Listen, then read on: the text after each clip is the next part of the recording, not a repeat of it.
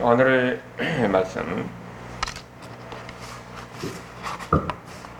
마가복음 12장 부활신앙이라는 제목으로 은혜를 받고자 합니다. 여러분, 우리 찬송 중에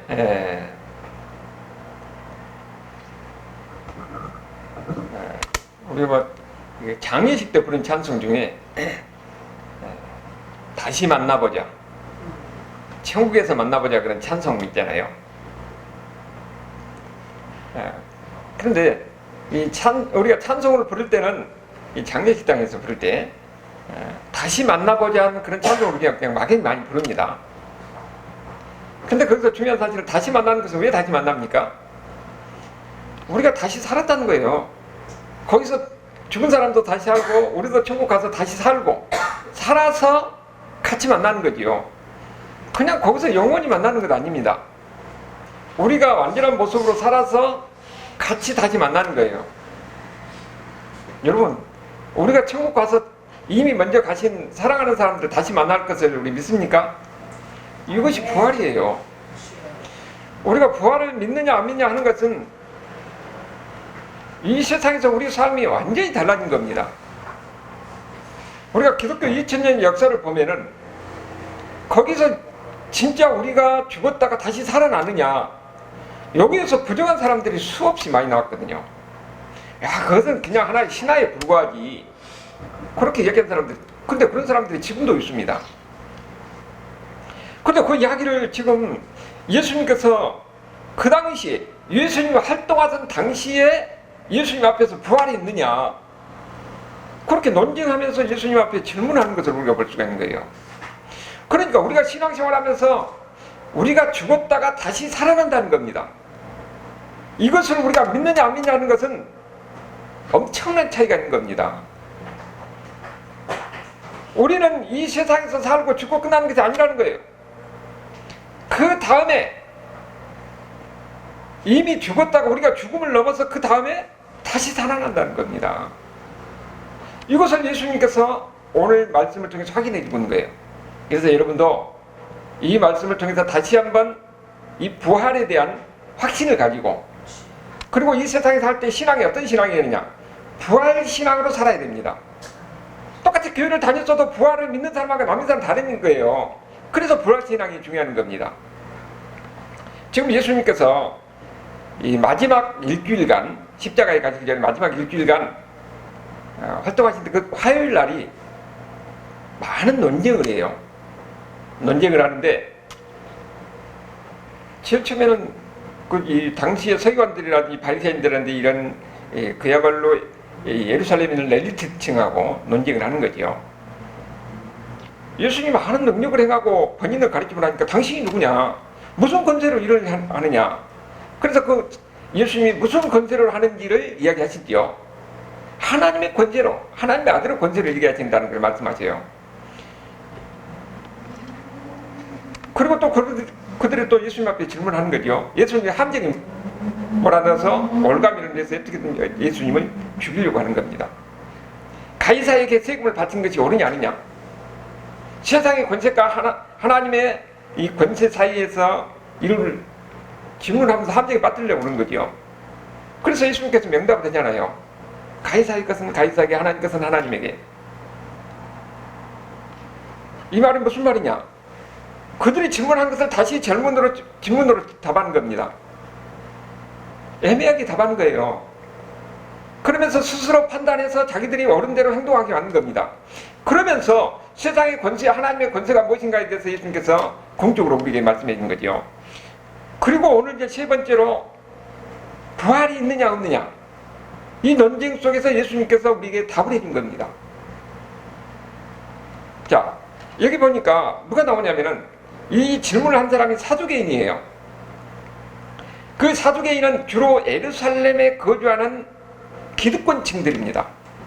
사두개인이란 말이 사도계 후예들이라는 의미에서 사두개인이라고 나와요. 근데 이 사람들은 우리가 이야기하면은 친일파들과 같이 로마 권력에 협조함으로 해서 자기의 이득을 취하는 사람들. 그래서 이 사람들은 이 삶이 항상 현세적입니다. 현세적인 거예요. 그러니까 그들은 이 심판도 믿지도 않아요. 죽었다가 다시 살아나는 부활에 대한 이런 믿음도 없습니다. 그건 믿지 않습니다. 현세적인 것만 보니까. 그런데 여기에 비해서 바리새인들은 어떤 사람들이냐면은 그 사람들은 현실 기득권보다는 종교적인 데서 아주 종교적인 사람들입니다. 누구보다도 열심히 기도하고 하나님을 섬긴 사람이고 신앙이 아주 신실한 사람이에요. 그래서 백성들에게 존경을 받는 사람이에요. 단지 예수님이 이 바리새인들을 공격하는 이유는 그들은 자기의 경건을 드러내면서 자기의 행위로서 구원을 받았다 하는 이런 잘못된 신앙에 대해서 예수님이 지적하는 것이지, 그들이 종교인으로 자체는 누구보다도 경건하고 기도를 많이 한 사람이고 신앙이 신실한 사람이었어요. 그런데 이 바리새인들하고 사두개인들이 항상 그렇게 서로 의견이 대립되는 거죠. 항상 충돌하는데, 예수님이 이런 젊은 청년이 나타나가지고 능력을 행하고 많은 사람들에게 영향을 주고 사람들이 예수님을 따르니까 그때 합해서 예수님을 공격한 거예요. 그럴 때는 그렇게 합의하는데, 합의해서 예수님을 공격해서 예수님을 죽이려고 하는 거지요. 그러나 이 사람들은 근본적으로 항상 이런 여러 가지 문제로 충돌하고 다투고 그런 겁니다. 그런데 이제 이 중요한 문제가 우리가 죽었다가 다시 살아날 수 있느냐, 이 문제가 예수님이 활동할 당시에 이 바리새인들과 서기관들의 주로 논쟁점이었거든요. 그때 사두개인들이 바리새인들에게 하는 이야기가 뭐냐면은, 오늘 우리가 봤던 이 예화를 그대로 이야기를 해요. 아니, 죽었다가 살아나면은 7 형제가 있는데 거기서 마지가 이 자식이 없어 죽었을 때 이 7형제가 다 있어서 다 결혼했다고 하자. 그러면은 죽었다가 다시 살아나면 누구 아내가 될 것이냐? 바리새인들은 대답을 못합니다. 왜냐면은 죽음 다음에 이야기에 대해서는 자기들 알지 못하니까 대답을 못하는 거예요. 그렇게 사두개인 공격할 때 이 바리새인들은 대답을 못하는 겁니다. 그런데 그 문제를 가지고 예수님 앞에 나오는 거예요. 예수님 앞에 사두개인들이 즐겨 사용하던 예화를 가지고 예수님 앞에 나와서 부활이 있느냐 하는 문제를 가지고 이야기하는 겁니다. 거기에 대해서 예수님께서 뭐라고 말씀하시느냐, 24절에 보니까 뭐라고 합니까? 예수께서 이르시되 너희가 성경도 하나님의 능력도 알지 못함으로 오해했다, 얘기하는 거죠. 지금 예수님께서 이 말씀하시는 것은 이 사람들이 이 19절을 보면은, 모세가 우리에게 써주기를 어떤 사람의 형이 자식이 없이 아내를 두고 죽었으면은 그 동생이 그 아내를 취하여 형을 위하여 상속당을 채울 때, 이 말이 신명기 25장에서 나오는 이야기인데 거의 형사치수법이라고 그래요. 이게 뭐냐면은, 형이 자식이 없어 죽으면은 그 이 형수가 동생한테 가서 동생의 자식을 낳게 하는 거예요. 이것이 그 당시에 고대 근동에서는 일반적으로 있었던 그 법입니다. 그리고 신명기 25장에도 나오고, 그리고 창세기도 보면은, 창세기 48장에 보면 뭐가 나옵니까? 유다가 나오잖아요. 유다의 자식들이 다 죽어요. 그렇게 첫 번째 며느리가 다말이잖아요.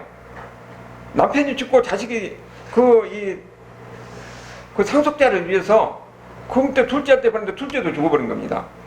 그러니까 셋째를 보내려고 하는데 또 셋째도 죽을까 봐서 안 주잖아요. 그러니까 이걸 통해서 뭘 알 수가 있습니까? 형사치수법, 그 궁적 목적은 뭐냐면은 상속을 위해서인 거예요. 상속권을 위해서. 그러니까 형의 상속이 계속 이어지도록 하기 위해서 자식을 주는 거지. 이런 것이 고대 근동에서 일반적으로 있었던 법입니다. 우리나라도 보면은 그런 비슷한 것이 있잖아요. 큰집이가 형님이 자식이 없으면은 둘째 이 아들의 거기서 아들이 있으면 그 아들을 데려다가 양자를 삼아요. 그래서 그 집에 대를 이게 하는 겁니다. 그 비슷한 것이에요.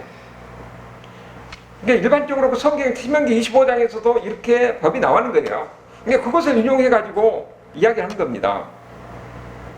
그러니까 이 부활에 대해서 공격하기 위해서 사도인들이 그 이야기를 하는 거예요. 친형제가 있었는데 형이 자식 없이 죽었다.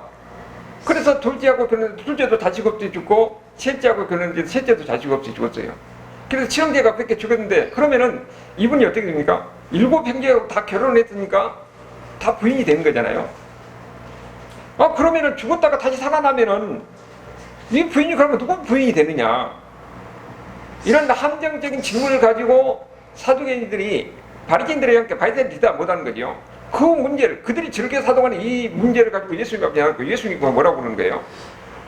그 대답하는 것이 24절이에요. 예수께서 이르시되 너희가 성경도 하나님의 능력도 알지 못하고 오해했다. 이렇게 얘기하는 겁니다. 그래서 오늘 우리가 여기서 보는 거예요. 성경도 하나님의 능력도 알지 못했다. 그러면은 그들이 뭐라고 했어요? 먼저 성경을 알지 못한다는 겁니다. 성경을 알지 못한다는 것이 거기에 대한 답이 26절 27절을 보면은 죽은 자가 살아난다는 것을 말할 텐데 너희가 모세의 책 중에 가지나무 떨기에 관한 글을 하나님께서 모세에게 이르시되 나는 아브라함의 하나님이며 이삭의 하나님이며 야곱 하나님이라는 것을 읽어보지 못하느냐. 하나님은 죽은 자의 하나님이 아니고 산 자의 하나님이라는 겁니다. 그럼 이게 무슨 말이냐? 예수님께서 그렇게 말씀하시는 것인데 일반적으로 이 구절을 이해할 때는 나는 아브라함의 하나님이요 이삭의 하나님이요 야곱의 하나님이라 이야기할 때 이 말씀을 이해할 때는 우리는 어떻게 이해를 하냐면은 내 자식대로 가고 그 자식대로 가니까 하나님의 약속이 내 자식들 대대로 이어질 것이다. 그래서 자식들이 그 복을 받을 것이다. 우리가 그렇게 얘기를 하고 있어요. 그런데 예수님은 또 다른 면에서 설명을 하고 있습니다. 어떻게 설명하느냐? 27절을 보니까 죽자의 하나님이 아니고 산자의 하나님이라는 거예요. 아니 이 사람 다 죽었는데 그게 무슨 의미냐? 여러분 하나님께서 아브라함에게 약속하실 때에 그 영원한 약속을 주셨습니다. 그 영원한 약속이 뭡니까? 너와 내 자손들에게 복을 주리라 약속이에요. 그러면은 자손들에게 복을 준다 할 때에 그 자손들에게 우리가 이 자손 대대로 하나님의 그 아브라함에게 약속한 그 복을 받는다는 것은 우리가 이해를 하죠. 그러면은 아브라함 개인과의 관계에서 우리가 생각해 봐요. 내가 너에게 복을 주는데 그 복이 어떤 복이라고요? 영원히 복을 준다는 거예요. 아니 이게 지금 무슨 말입니까? 아브라함에게 하나님께서 복을 주는데 영원히 복을 준다는 겁니다. 지금 하나님이 지금 이 모세가 이 창세기 3장에 나오는 이야기예요. 창세기 3장에서 모세가 떨기나무 아래서 하나님을 만납니다. 그런데 하나님이 모세에게 뭐라고 그래요? 나는 아브라함의 하나님, 야곱의 하나님 이야기 하잖아요. 그러면은 이것이 지금 이렇게 무슨 말이 되느냐? 여러분 지금 하나님께서 약속을 할 때에 내가 너에게 영원한 복을 주겠다 할 때에는 이것이 안 죽었다는 것을 전제로 하는 말이에요. 그래야 그 영원한 거죠. 여러분 하루 살고 죽을 텐데 하루 살 때 내가 영원히 너에게 복을 주겠다 하면은 죽고 끝나면 어떻게 됩니까? 그거 아무 의미가 없는 말이죠. 우리도 하나님이 내게 영원히 복을 주겠다 하는데 내가 20년 후에 죽으면은 어떻게 됩니까? 그러면 죽고 끝나면은 하나님의 약속이 무슨 의미가 있어요? 하나님이 아무 의미 없는 하나님이 약속을 하십니까? 아니잖아요. 근데 하나님이 아브라함에게 영원히 내게 복을 주겠다는 것은 하나님이 우리에게 어떻게 한다는 거예요? 영원히 우리에게 하나님께 복을 주겠다는 겁니다. 그러니까 하나님의 관점에서 어떤다는 거예요? 죽은 사람이 아니라는 거예요. 산재라는 겁니다. 안 죽어야 그 의미가 있는 거지. 그리고 여기만이 아니라 그 선지자들은 계속 하나님 하신 말씀은 뭡니까? 내가 아브라함에게 복을 되게 그 복을 아브라함의 하나님이 야곱의 하나님 이 말을 계속 하는 것은 뭡니까? 그들에게 안 죽었다는 것을 전제로 지금 이 말씀하시는 거예요. 그래서 그 영원한 언약이 되는 거지요. 그래서 이것을 언약을 받는 입장에서 한번 생각해 보는 겁니다. 지금 아브라함과 이삭과 야곱이 하나님의 언약을 받았어요. 어떤 언약을 받았습니까? 영원히 하나님께서 복을 준다는 거예요. 아브라함에게 약속한 그 복을 아브라함에게도 이야기하고 이삭에게도 이야기하고 야곱에게도 이야기하는데 영원히 복을 준다는 겁니다. 그러니까 성경에서 보면 아브라함과 이삭과 야곱이 하나님의 그 약속을 믿었다고 이야기해줘요. 내 자식들에게 복을, 우리는 보면은 내 자식들에게 복을 줄 것이다, 그것만 우리가 믿었다고 하는데 하나님은 분명히 말하거든. 너에게도 복을, 영원한 복을 준다고 그러니까 아브라함도 그걸 믿었다는 거예요. 그러면은 아니 내가 죽고 끝나면은 끝인데 어떻게 그것을 내가 하나님이 영원히 내게 복을 준다는 걸 믿습니까? 그 믿음에 대해서 히브리서 11장에 보면 믿음의 선지인들이 어떻게 살아가는 것을 이야기하는 겁니다.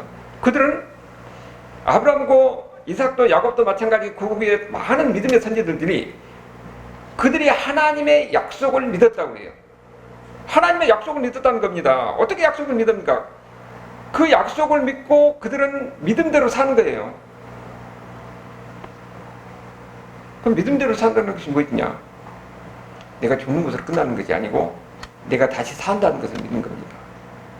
하나님의 약속, 하나님의 믿음은, 믿음대로 산다는 것은 하나님이 나에게 약속한 그 약속이 이루어진다는 거예요. 하나님의 약속은 뭡니까? 나에게, 내 자신 것도 있지만 나에게 영원한 복을 주신다는 건데, 내가 영원한 복을 받으려면 어떻게 됐어요? 내가 영원히 살아야 되는 거지요. 그러니까 내가 죽으로 끝나는 것이 아니고 내가 산다는 것입니다. 그러니까 믿음은 뭐냐 하면은 하나님의 약속이 이루어지는데, 그 약속이 이루어지려면 어떻게 됩니까? 내가 다시 살아야 돼요. 그러니까 이 말씀은 뭐냐면 다 부활을 전제로 하는 겁니다. 여러분, 성경에서 우리에게 말씀하는 것은 우리가 죽으면 끝나는 것이 아니에요. 하나님은 우리가 죽고 끝나는 것이 아니라 영원히 산다는 것을 전제로 해서 우리에게 복을 주는 겁니다. 아브라함에도 마찬가지고 믿음의 선진들도 그들이 하나님의 약속을 믿고 살았다는 것은 지금 어떻게 됩니까? 그들은 죽으면 끝이잖아요. 그런데 그 하나님의 약속이 있습니다. 그 약속을 어떻게 믿습니까? 하나님이 네가 영원히 산다는 것을 전제로 하는 그 말씀이에요. 아, 그렇지.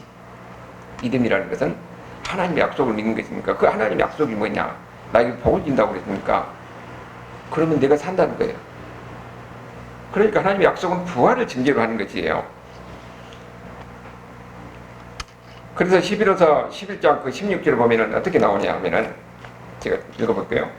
그들이 이제는 더 나은 번향을 삼아니, 그들은 누굽니까? 믿음의 선지들이 그렇게 살았어요. 아브라함과 이삭과 야곱뿐만 아니라 우리가 성경에 나오는 수많은 믿음의 선지들이 그들이 믿음대로 살았는데, 그 믿음대로 사는 것이 뭐냐 보니까, 이 세상에서 하나님께서 우리에게 모든 것을 누릴 것이다 하는 것이 아니라, 이 세상에서 우리의 삶은 나그네의 삶일 뿐이에요. 우리에게는 더 나은 번향이 우리를 위해서 예비되어 있고, 그것을 우리가 바라보고 사는 겁니다. 믿음의 선진들이 지금 그들의 삶은 어떻게 됩니까? 예수 믿고 하나님을 믿는 것 때문에 고통과 어려움과 그리고 심지어는 죽음까지 당했잖아요. 그런데 그것이 끝나는 것이 아니로 우리에게는 더 영원한 번향 천국이 우리를 위해서 예비되어 있다는 것을 믿기 때문에 그것을 바라보고 사는 겁니다. 거기에 하나님의 약속이 있기 때문에 그 약속을 바라보고 사는 것이에요. 그래서 그들을 위하여 한 성을 예비하였으니, 우리를 위해서 예비된 그 성을 하나님께서 우리를 그리 인도하시고 우리에게 줄 것이라는 그 믿음 속에서 그들은 힘들고 어렵고 고통스러운 가운데일지라도 그것을 두려워하지 않고 사는 거예요. 여기 믿는 사람들에게 위대함이 바로 여기 나오는 겁니다. 우리가 역사적으로 보는 수많은 사람들이 어려움과 고통 속에서 그들은 하나님을 믿고 신실하게 살았다는 것은 무엇이냐? 내가 이 땅에서 살면서 어렵고 힘든 가운데 있지만은 나에게는 하나님의 약속이 있습니다.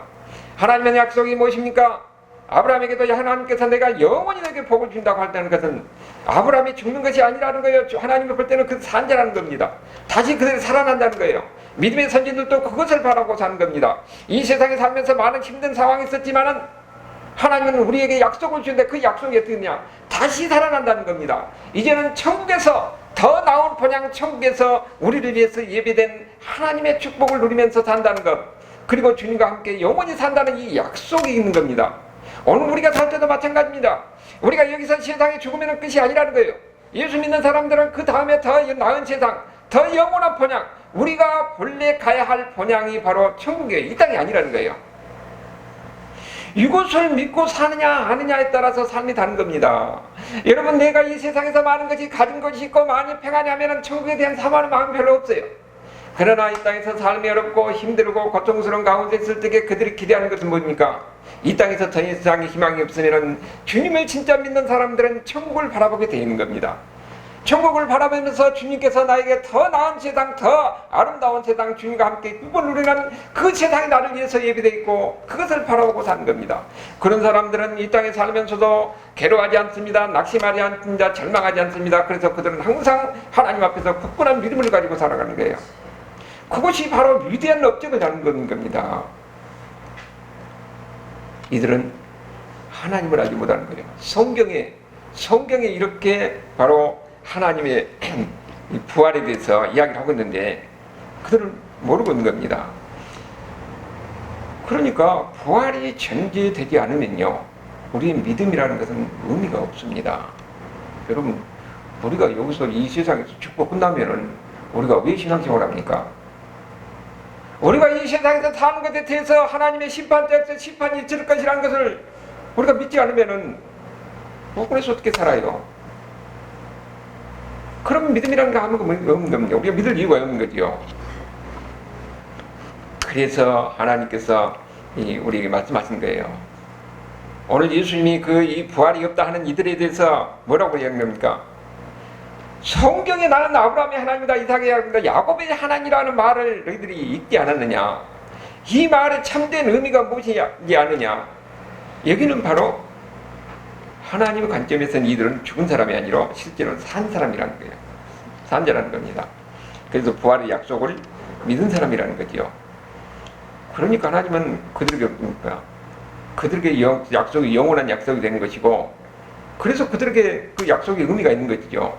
이렇게 모세의 오경에서 이미 부활에 대해서 이야기하고 있는데 사두개인들은 그것을 알지 못하는 거지요. 그래서 예수님께서 말한 겁니다. 왜 성경을 너희들은 알지 못하느냐? 너희들은 성경을 알지 못한다. 그렇게 얘기하는 거죠.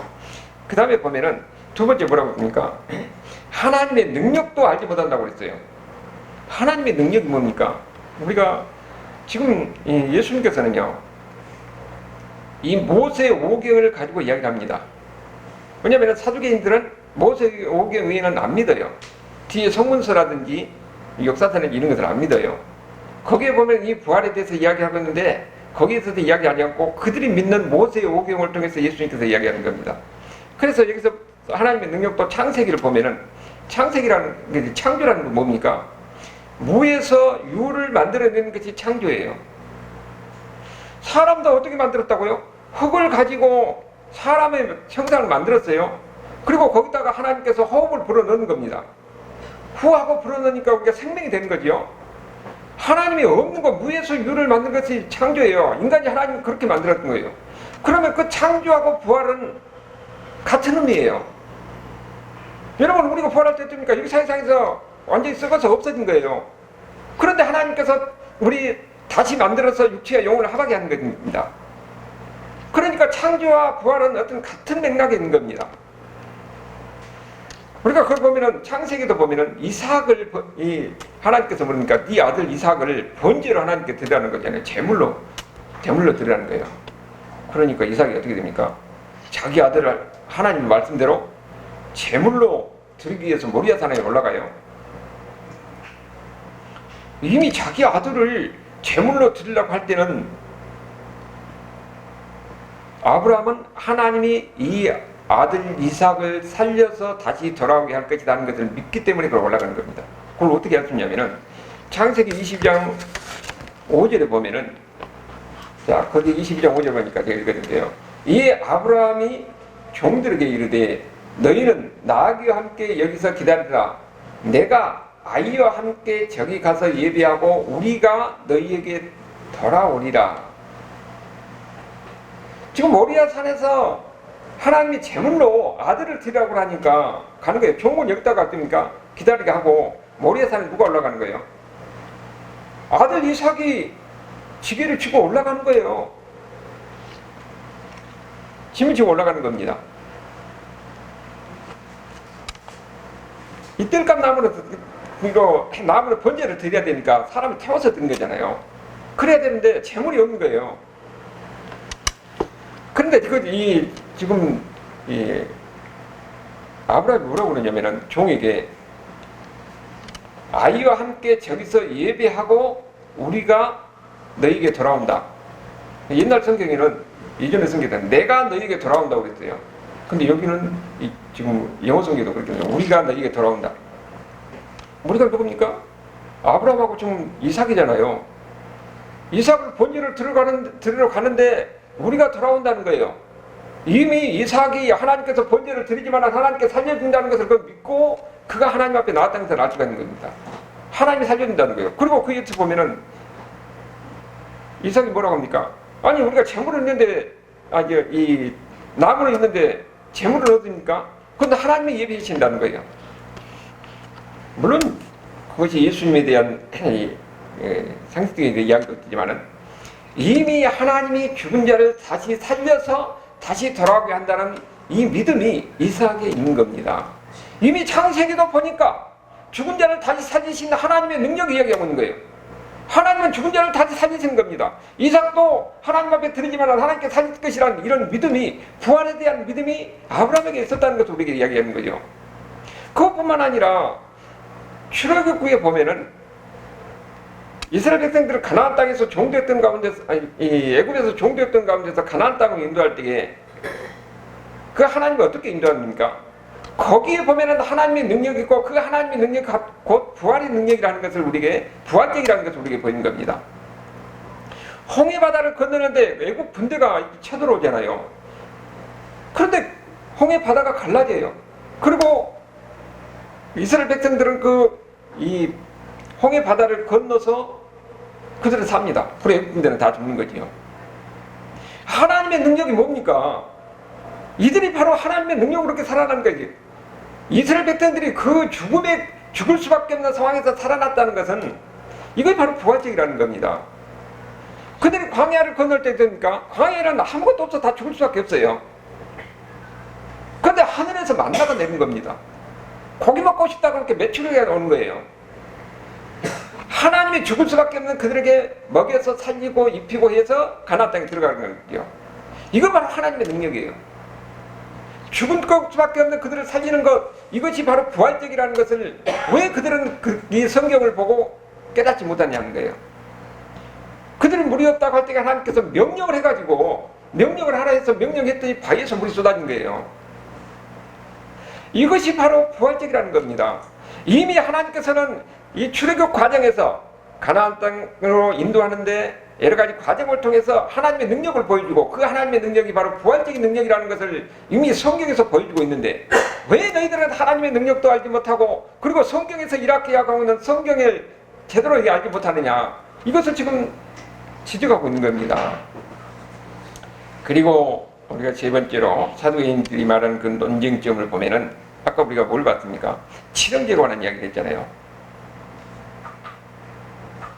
칠형제가 있는데 자식이 없어서 마디의 그 최고의 형수가 결혼해가지고 7형제하고 다 결혼했다면은 나중에 부활한다고 하면은 천국에 가서는 누구의 아내가 되겠느냐, 그 이야기를 지금 질문을 하잖아요. 그래서 거기에 대해서 예수님께서 답하는 걸 보니까 25절에 보니까 뭐라고 그럽니까? 우리가 아까 마가복음 12장 25절이니까 거기에 대해서 예수님께서는 이미 사람은 죽은 자 가운데서 살아날 때 장가도 아니가고 시집도 아니가고 하늘에 있는 천사들과 같이 된다, 이렇게 이야기하고 있고요. 부활이 어떤 것인가 하는 것을 이야기하는데 제일 먼저 뭐라고 그러니까 천사는 결혼하지 않는다는 것을 예수님 말씀을 통해서 우리가 알 수가 있어요. 부활의 때는 죽은 자가 살아난다고 할 때에 죽은 자가 살아나는 것이 우리 영혼만 살아나는 것이 아니에요. 영혼이 살아나는 게 아니라 우리의 몸이, 육체가 살아나는 겁니다. 여러분이 나중에 부활할 때 어떻게 되냐면은 여러분 그 모습 그대로 다시 보라는 거예요. 이걸 믿어야 돼요. 이것이 바로 부활 신앙입니다. 사람이 죽음이라는 것은 뭐냐면은 육체와 영혼이 분리돼요. 우리가 이 육체는 어떻게 됩니까? 썩어서 다 없어지잖아요. 그래서 영혼은 이 천국으로 향하고 육체는 썩어서 없어진다. 우리가 그렇게 얘기를 하는데, 그러면은 나중에 우리가 육체가 영혼이 이렇게 분리될 때 나중에 어떻게 되냐? 이 백보자 심판이라고 이제 요한계시록에 나오는 거죠. 그때 되면은 백보자 심판 때는 육체와 영혼이 다시 합해집니다. 그때는 예수 믿는 사람이나 안 믿는 사람이나 전부 다 육체와 영혼이 합해져요. 안 믿는 사람도 그때 부활합니다. 그래서 예수 믿는 사람은 천국으로 가고 예수 안 믿는 사람들은 지옥으로 가는 거예요. 지옥에 가서 지옥의 고통 속에 있는데 그들은 뭐라고 그래요? 제2의 두 번째 사망이 그들에게 있다는 겁니다. 이것이 성경에서 우리에게 이야기하는 거죠.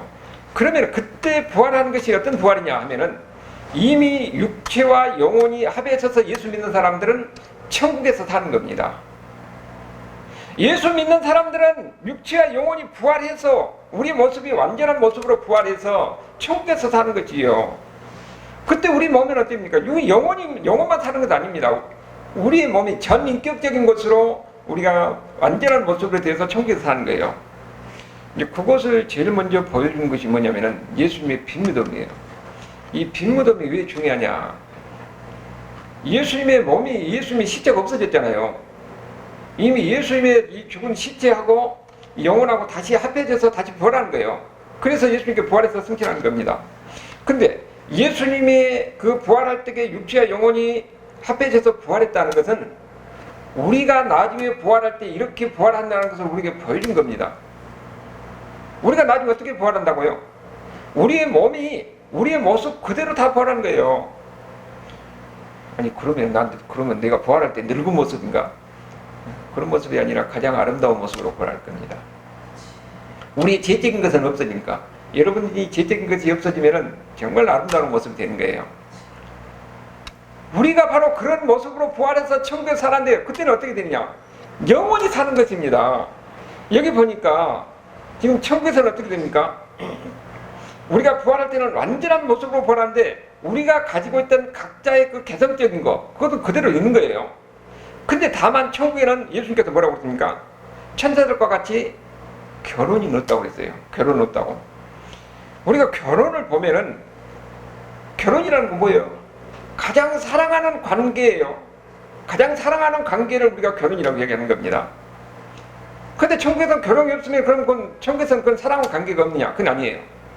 천국에서는 모든 사람과 가장 사랑하는 관계를 가지게 되는 겁니다. 근데 이 세상에서는 비교할 수 없는 그런 사랑의 관계가 천국에서 있다는 거예요. 거기에서는 더 이상 이 세상과는 삶이 다른 겁니다. 기쁨이 있고 즐거움이 있고 이 고통이 없는 겁니다. 고통도 없고 아픔도 없고 오직 기쁨과 즐거움과 찬송 속에서 영원히 사는 것이 우리의 천국의 삶이라는 겁니다. 이것이 바로 우리에게 천국의 삶이에요. 우리가 지금 갈 근본적인 것이 바로 그거예요. 그래서 우리가 예수 믿고 신앙생활 하는 것이 그렇게 중요한 거예요. 바로 거기 부활신앙이에요. 우리가 그 히브리서 11장에 보면은 믿음의 선진들이 무엇을 바라보고 살았습니까? 그들은 하나님을 믿고 사는데 고통과 어려움과 수많은 재난 속에서 그들 끝까지 믿음을 지키고 살았던 거예요. 그런데 거기에서 그들은 뭐라고 했어요? 믿음의 선진들은 온갖 고난 속에서 그들은 믿음을 지키는데 그들은 믿음을 지키는 그 믿음이 어떤 믿음이냐 보니까 더 나은 본향, 천국을 바라보는 믿음이에요. 그러니까 믿음 있는 사람들은 믿음이라는 것은요, 우리 이 세상에서 우리에게 보장하는 것 아니에요. 믿음이라는 것은 이 세상의 것이 아닙니다. 더 나은 세상, 영원한 것이 우리를 위해서 기다리고 있다는 믿음의 선진들, 우리가 지금까지 봤던 믿음의 선진들을 그렇게 바라보고 살았다는 겁니다. 그래서 예수 믿는 사람들이 이사야 같은 선지자는 어떻게 됐습니까? 아니, 피부가 벗겨져가지고 그렇게 죽음을 당했다고 그러잖아요. 그들은 뭘 바라보고 살았겠습니까? 예수님의 제자인 베드로는 십자가에 거꾸로 매달려 살았어요. 그들이 이 세상 것만 바라봤다 가면은 왜 이렇게 죽음을 고난을 당하고 어려움을 당하고 이것을 어떻게 견디고 살아갑니까? 여러분, 우리가 예수 믿는다는 것은 뭐냐? 다시 사는 것을 믿는 겁니다. 다시 사는데 어떻게 사느냐? 더 이상 고통과 아픔이 없는 오직 기쁨과 사랑만 넘치는 영원한 삶이 우리를 위해서 예비된 그것이 바로 우리가 갈 본향이다. 그것을 바라보고 사는 거예요. 믿음의 선진도 그렇게 살았다는 거예요. 그러면 여러분은 우리 현재 삶을 보면은 이 세상에서 보면은 가진 자도 있고 여러 가지 이 많은 것을 부귀의 영화를 누리고 있는 사람도 있어요. 그들이 어찌됐든지 각자 하나님께서 자기 분복대로 사는 겁니다. 그러나 내가 지금 살고 있는 것이 힘들고 어렵다 할지라도 우리는 절망하지 말라는 거예요. 우리에게 중요한 것은 얘가 예수 믿느냐 안 믿느냐 하는 것이 중요한 겁니다. 내가 예수 믿으면 내가 지금 하나님께서 나에게 이런 어려운 환경을 허용했다 하더라도 그 어려운 환경 속에서 하나님을 의지하고 하나님을 바라보고 천국을 바라보고 살게 하는 겁니다. 여러분, 우리가 보면은 흑인들이 당시에 미국에서 노예 생활할 때에 그들은 이 세상에 바라볼 것이 절대 희망이 없어요. 그들을 파는 것은 오직 천국만 바라보는 겁니다. 그래서 그들이 하는 찬양이 흑인 연가가 구슬지고 지금도 많이 익혀지고 있잖아요. 우리나라가 지금 일제시대 때는 그 요한계시를 많이 강조했는데 그때는 그들을 한다니까 천국에 대한 이야기를 많이 했던 거죠. 현실은 힘들고 어려울 때만 그들은 무엇을 바라봤습니까? 천국을 바라본 겁니다. 그러면서 이겨낸 겁니다. 믿음의 선지들 이야기가 아니라 바로 우리 이야기예요. 내가 비록 힘들고 어려운다 할지라도 여러분 이런 이야기를 합니까? 옛날에 그 장애인 이야기에서 이야기를 했었는데 교회에 들어와서 당신이 만약에 예수 믿고 천국 가면은 천국에서는 그때 뇌성마비였으니까 이런 모습이 다 없고 완전한 모습이 될 것입니다. 하니까 조용히 듣는 거예요. 그래서 희망을 가지면서 얼마나 자기가 감동했으면 밑에서 잘 걷지도 못한데 밑에 가서 붕어빵 뒤에서 안 먹는다고 그러니까 약국에 가서 이걸 사갖고 와요. 바깥 같은 사갖고 와서 나한테 주고 가요. 사람은요 희망이 살아요. 내가 지금 힘들고 어렵을지라도 희망이 있으면은 내가 이 고생도 견디는 겁니다. 부모들이 자식을 위해서 고생할 때 바로 그렇게 고생하잖아요. 내 자식만큼은 고생 안 시켜야 되겠다. 그 희망껏 사는 거예요. 우리 예수 믿는 사람 살 때는 이 세상의 삶이 힘들고 어렵지라도 성경에서 약속하기를 더 나은 세상, 아름다운 세상, 기쁨과 즐거움과 찬송 있는 그 세상이 우리를 위해서 예비됐기 때문에 그 믿음으로 살아가는 겁니다. 이 세상을 바라보고 사는 것이 아니라 그 믿음은 바로 천국을 바라보고 사는 거예요. 여러분이 이런 믿음으로 여러분이 가지고 있는 모든 어려움과 아픔과 가난을 이겨낼 수 있기를 바랍니다. 이것이 진짜 예수 믿는 사람이고 이것이 여러분에게 힘이 될 것이고 지혜가 될 것이고 능력이 될 것이고 모든 어려움을 극복하는 하나님의 능력이 바로 거기에 있다는 것을 믿으시고 이 부활 신앙을 지켜나갈 수 있는 저와 여러분의 삶이 될 수 있기를 주님의 이름으로 축원합니다. 아멘.